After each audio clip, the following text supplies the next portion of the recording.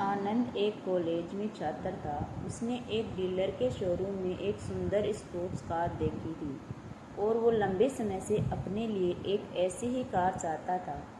आनंद जानता था कि उसके माता पिता इसे खरीदने के लिए सक्षम हैं, इसलिए उसने उन्हें बताया कि उसे ये कार अपने ग्रेजुएशन कंप्लीट होने पर गिफ्ट के रूप में दें। देखते ही देखते वो दिन भी आ गया और पिता ने जेम्स को अपने निजी कार्यालय में बुलाया। उन्होंने उससे कहा कि मुझे तुम्हारे जैसे अच्छे बेटे पर बहुत गर्व है। उन्होंने उसे बताया कि वह उससे कितना प्यार करता है और उसे एक प्यारा रैपर से लिपटा हुआ उपहार दिया।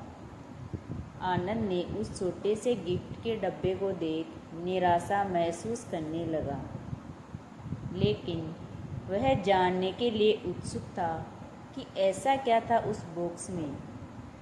इसलिए उसने बॉक्स तुरंत खोला और उसमें एक लाल कपड़े से लिपटी भगवत गीता देखी।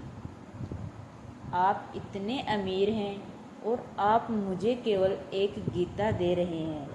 काफ़ी गुस्से से अपने पिता पर वो चिल्लाया और अपनी नाराज़गी और गुस्से के वश में आकर उन्होंने आव न देखा ताव तुरंत घर छोड़ दिया। काफ़ी साल बीत गए।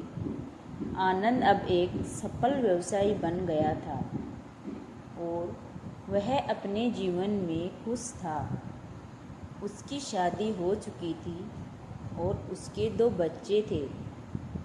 उनका परिवार एक सुंदर घर में रहता था, लेकिन उसके पिता के साथ टूटे रिश्तों के कारण उसकी आत्मा अभी भी आहत थी। आनंद अपने पिता का घर छोड़ने के बाद कभी उनसे नहीं मिला था। आनंद को उस दिन के बाद अपने पिता को ना मिलने का पछतावा हमेशा रहने लगा, क्योंकि एक दिन उसे एक पत्र मिला जिसमें उसके पिता के निधन की खबर थी और साथ ही ये बताया गया था कि उन्होंने अपने जीवन भर की पूंजी वसीयतनामा के अनुसार अब आनंद के नाम कर गए थे। अपने पिता की सारी संपत्ति विरासत में मिली। तब आनंद अपने पिता के घर पहुंचा और कुछ महत्वपूर्ण कागज की तलाश करने लगा और गलती से उसे वहीं भगवत गीता का उपहार लिपटा हुआ मिला, जिसे देख उसे फिर उसी उदासी का एहसास हुआ।